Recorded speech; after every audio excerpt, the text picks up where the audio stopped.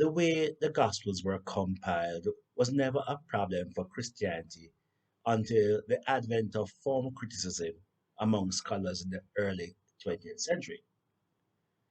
Hermann Gunkel, Martin Nath, Gerhard von Rad, and other scholars originally developed form criticism for Old Testament studies. They applied it to the documentary hypothesis with reference to its oral foundations. Carl Ludwig Schmidt, Martin Dibelius, and Rudolf Bultmann later applied form criticism to the Gospels. Form criticism is a method of biblical criticism that seeks to classify units of scripture into literary patterns, such as love poems, parables, sayings, elegies, legends, and that attempts to trace each type to its period of oral transmissions. The claim is that the development of Christianity mirrors that of any other religion or folk tradition. In a place where most people were either uneducated or poorly educated, oral transmission was the way to pass on all ideas. Though the advent of form criticism has aided us in important ways in understanding the Gospels, later scholars have shown that many of the claims of the original form critics were overblown. Claims of the illiteracy of the masses cannot hide the fact that Luke and Paul, for instance, were literary geniuses, writing just a few decades after Jesus. To whomever they were writing, the expectation, their clear expectation, was that their audiences would read and appreciate their words. But even before Luke and Paul, there is evidence that there were Jews who went to their synagogues to have read to them the scrolls of the Hebrew Bible.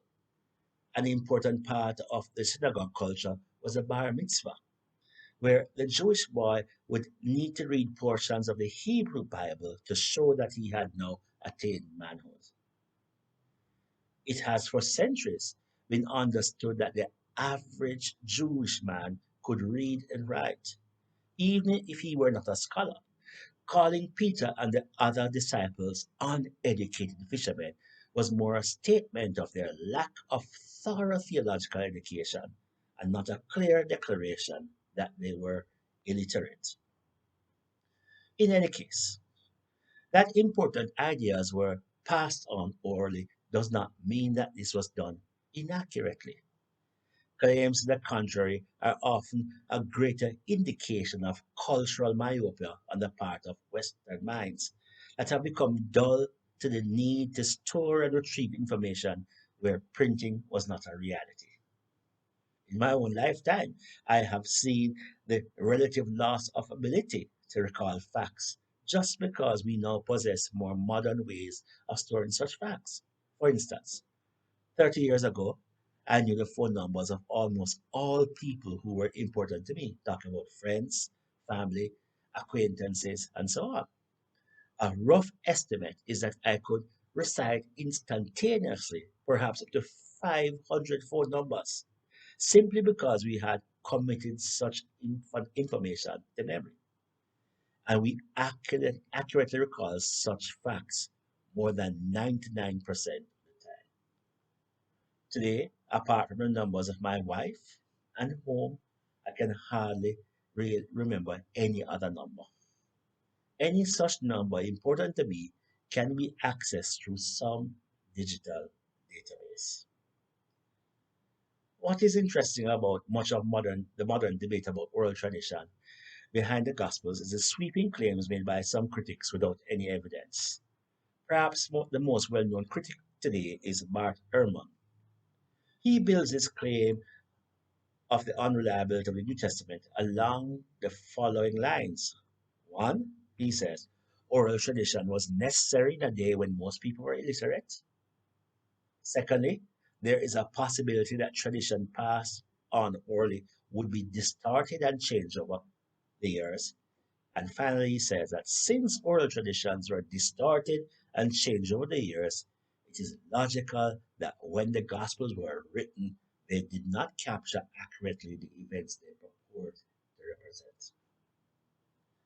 As critics of Ehrman and others who argue like him have pointed out, it is amazing how the reliability of the New Testament is dismissed based on arguments which began as possibilities, developed into probabilities, and end up into certainties.